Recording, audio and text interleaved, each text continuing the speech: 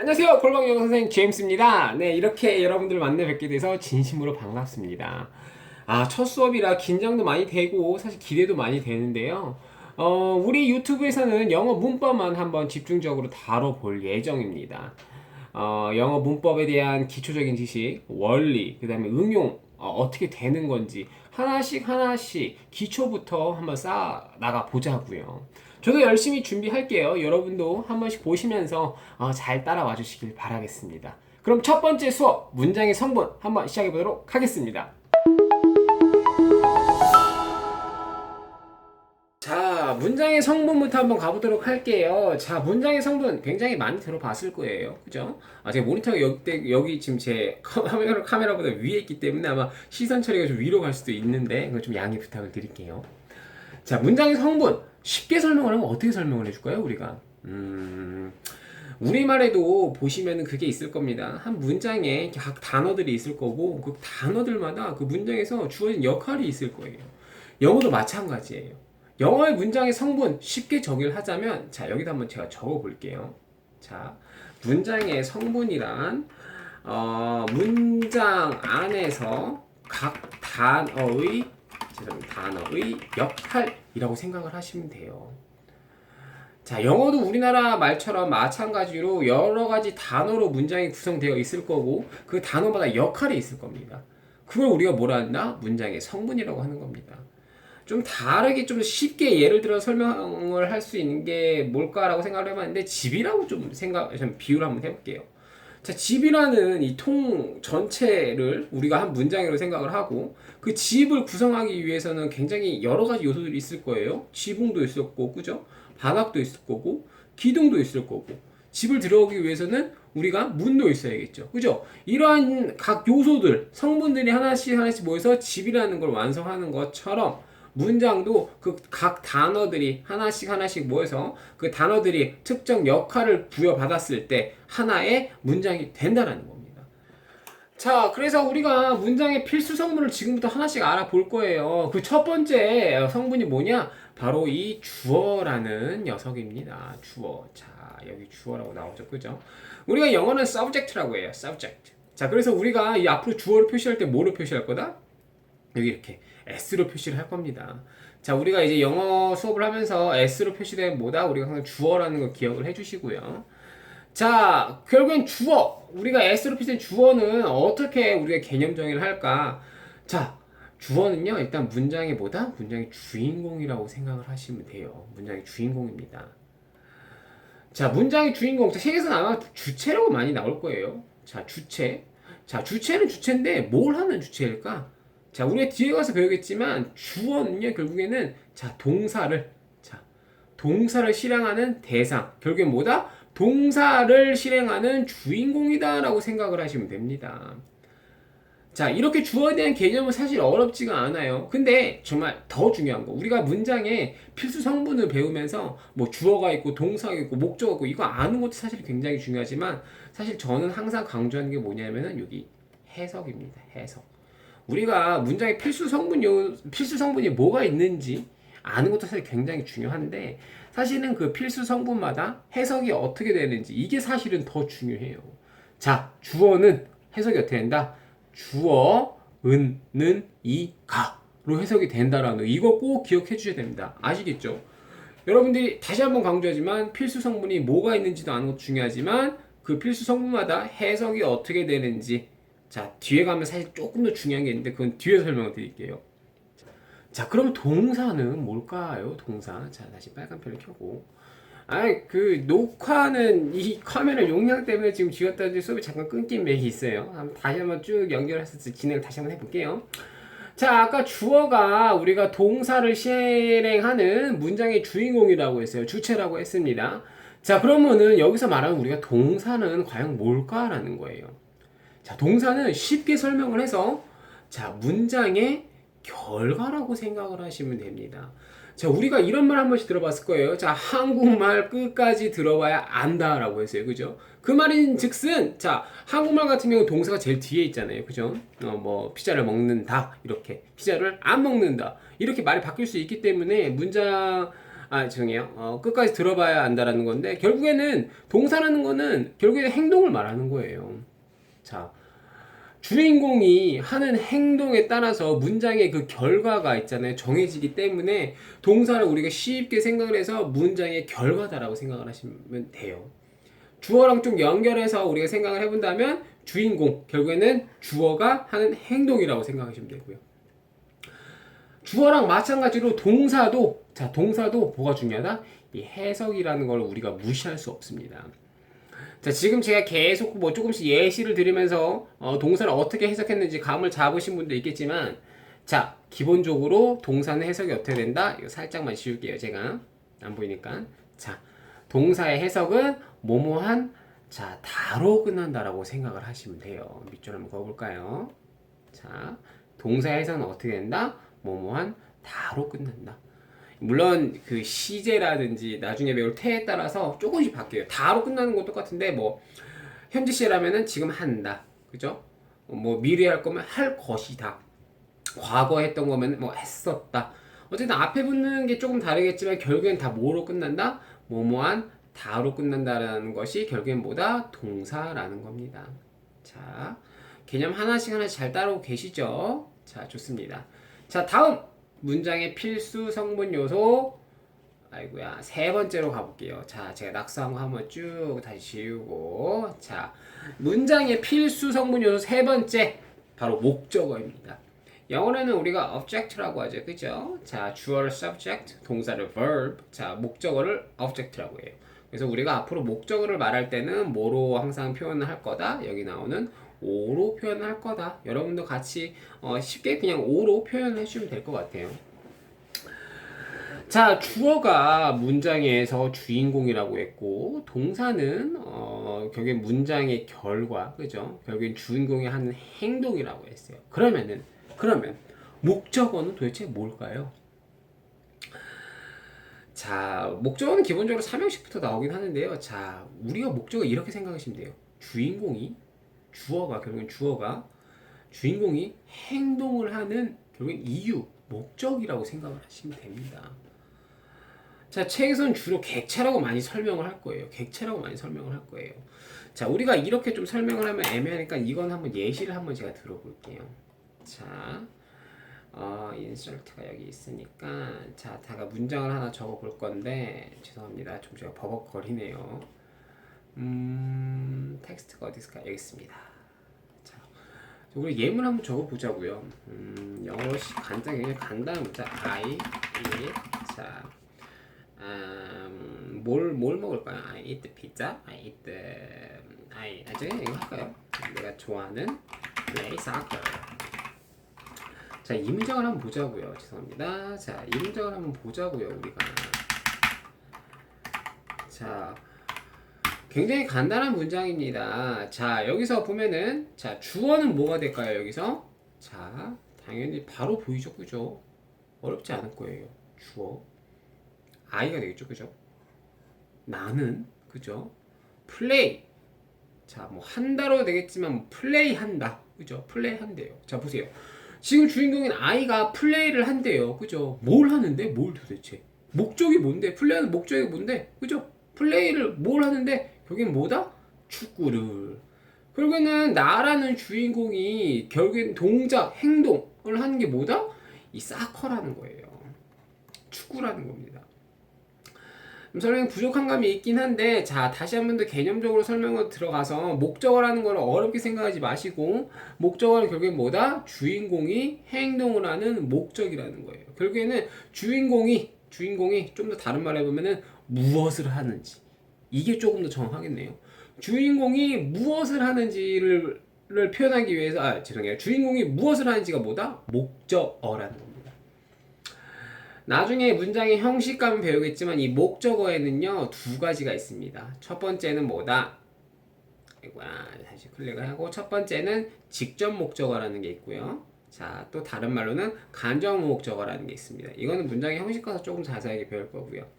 당연히 자, 우리가 문장의 필수 성분을 배우면서 중요하게 짚고 넘어가야 할 해석이 가장 중요하죠. 별표가 잘 안 되네요. 자, 목적에 대한 해석. 가장 기본적으로 을을이에요. 자, 여기서 제가 문장을 적었던 것처럼 보셨듯이 I play soccer. 나는 플레이한다 축구를. 이렇게 해석이 되는 거. 자, 그리고 목적에 대한 해석이 한 가지 더 있는데 그게 뭐다? 바로 이 뭐뭐에게라고 해석되는 경우가 있어요.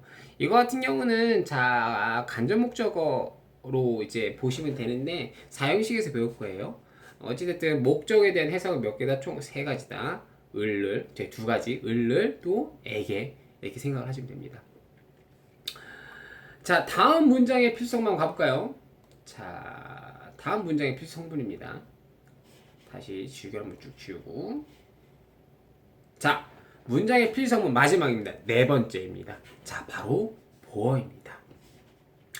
보어도 굉장히 사실은 중요해요. 보어 같은 경우는 자, 문장의 형식에서 2형식과 5형식에서 나타나는데 자, complement라고 해요. complement. 자, C로 주로 표현을 하고요. 보호에 대한 개념은 자, 여기 마치 이 보호라는 게 있잖아요. 보호라는 게 결국에는 보충해 준다는 말이라고 생각을 하시면 돼요.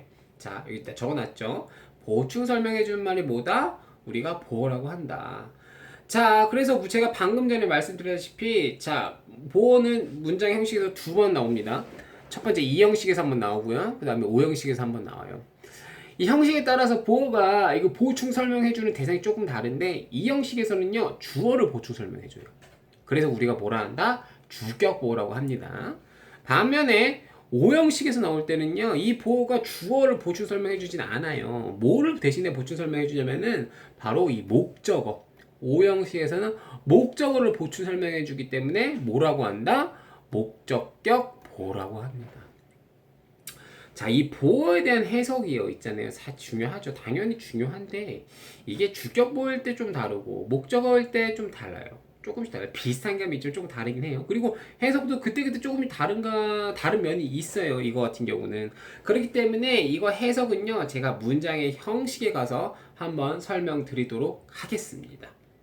이해되셨나요? 천천히 잘 따라오고 계시죠? 자, 계속 한번 가볼게요.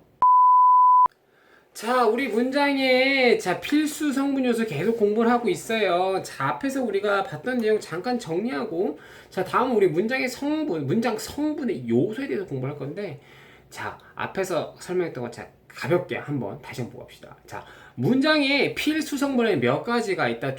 자, 빨간 펜 나오고, 총 몇 가지가 있다. 이렇게 네 가지가 있다. 첫 번째 주어는 뭐라고 했어요? 제가 문장의 주인공이죠. 문장의 주인공이고 뭘 하는 대상이다? 동사를 아래 나온 동사 있죠. 동사를 실행하는 대상이라고 했어요. 그리고 제가 강조했죠. 해석은 우리가 항상 중요하다. 주어에 대한 해석은 어떻게 된다? 주어, 은이가 이렇게 해석을 해주셔야 돼요.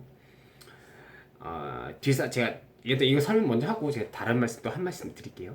자, 두 번째 문장의 필수 성분 요소 뭐였어요? 우리가 동사였습니다. 동사는 제가 뭐라고 했어요? 문장에 여기는 보듯이 결과라고 했죠. 그죠? 결과라고 했습니다.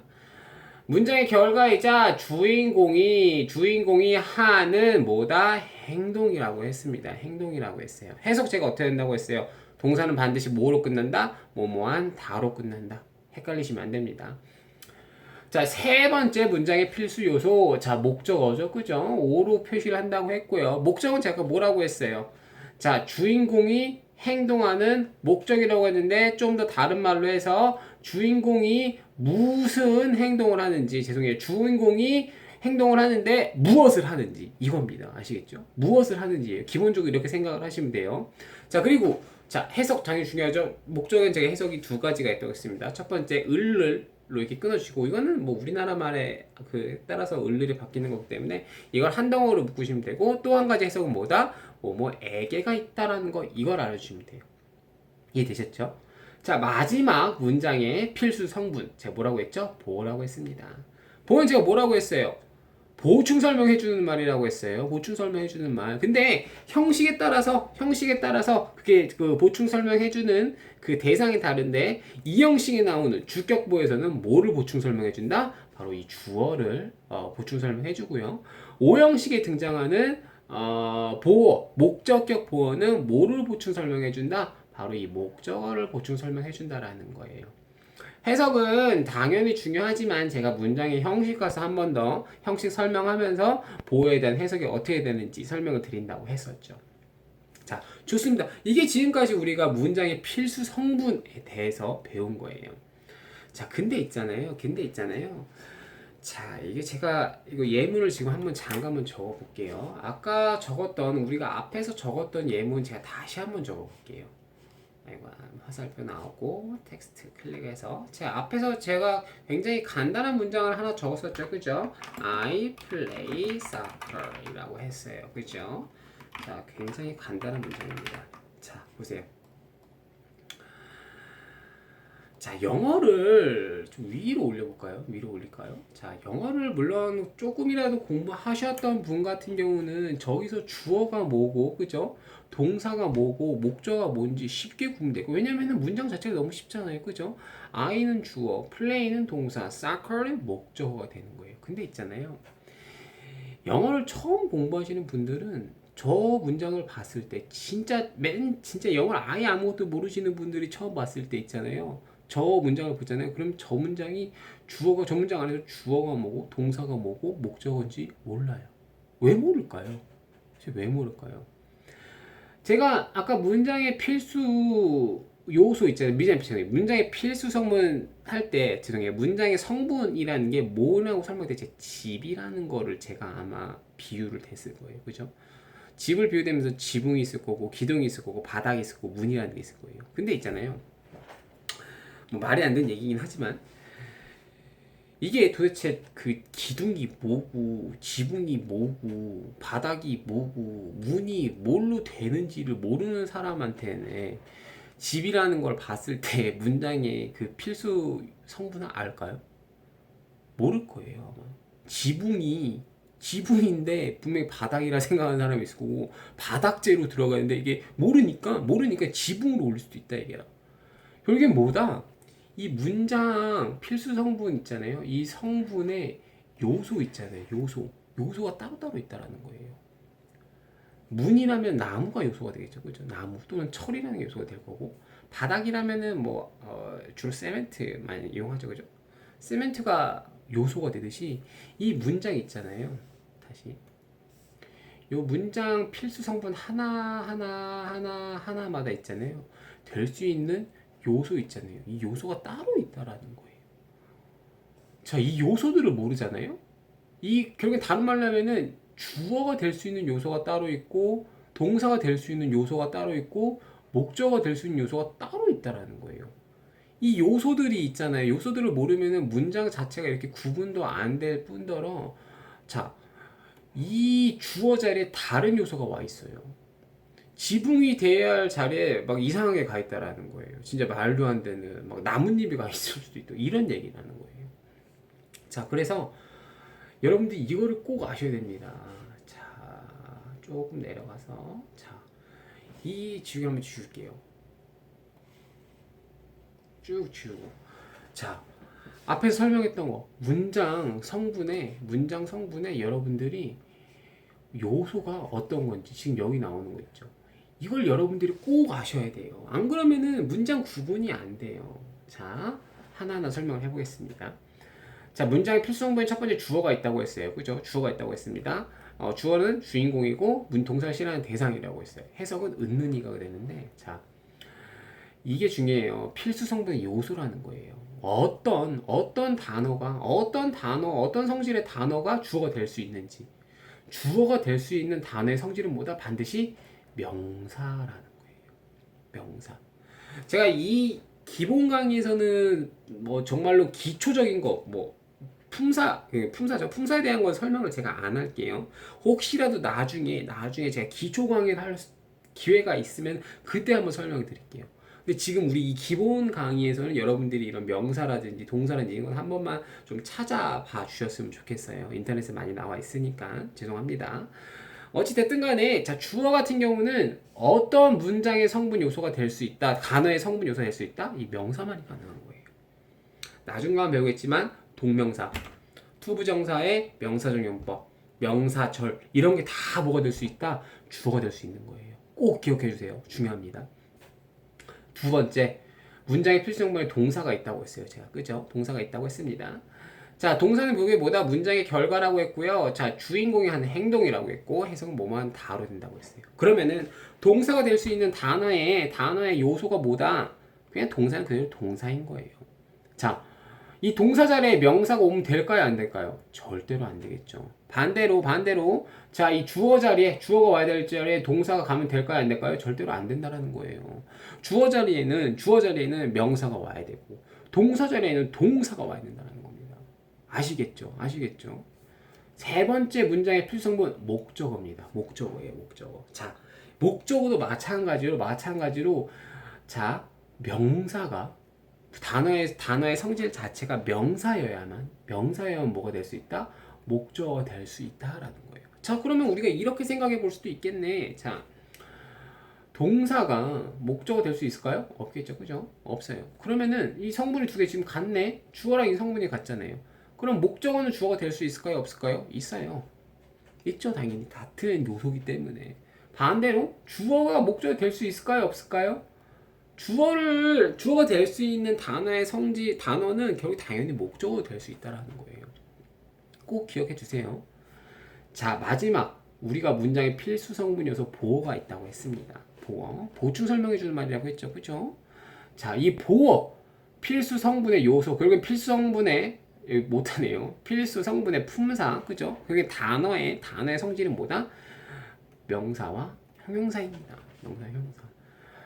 보어 같은 경우는 명사도 보어가 될 수가 있고 형용사도 보어가 될 수가 있어요. 뭐 때에 따라서 달라지긴 하겠지만 어쨌든 두 개가 될 수가 있는데, 자, 명사일 때는 뭐 당연히 그 단어가 더 주어 될 수 있고 목적이 될 수 있는데, 형용사가 될 경우에는 보어가 형용사가 될 경우에는 그 단어 같은 경우는 뭐 주어가 된다거나 목적어가 된다거나 할 수는 없겠죠. 여러분 헷갈리시면 안 돼요. 제가 막 지금 방금 목적어가 주어가 될 수 있고 주어가 목적어가 될 수 있겠는데, 그게 아니라 주어가 될 수 있는 단어는 목적어가 될 수 있는 거고 목적어가 될 수 있는 단어는 주어가 될 수 있다. 그런 성질을 갖고 있다는 거예요. 여러분 좀 헷갈리시면 안 됩니다. 아시겠죠? 자, 오늘 그렇게 해서 첫 번째, 자, 우리가 문장의 필수 성분과 그 다음에 문장의 필수 성분이 될 수 있는 요소에 대해서 한번 공부를 해봤어요. 자, 첫 수업이라 버벅거리는 게 굉장히 많았네요. 뭐 기술적으로도 그렇고 정말 오랜만에 수업을 하는 거라서 저도 버벅거리는 게 많았는데, 다음 시간에는 조금 더 준비 많이 해서 조금 더 부드러운 진행이 될 수 있도록 많이 노력하겠습니다. 기본 항상 중요합니다. 여러분들이 기본을 잘 다져놨을 때 나중에 응용이라든지 그 다음에 앞으로 쭉쭉 치고 나갈 수 있는 그런 힘이 생기는 거예요. 기본 조금 지루할 수 있어요. 하지만 저는 100번이고 1000번이고 강조드리고 싶습니다. 여러분들이 기본을 잘 쌓으셔야 됩니다. 오늘 수업 몇 가지 마무리할게요. 골방 영어 선생 제임스였습니다. 감사합니다.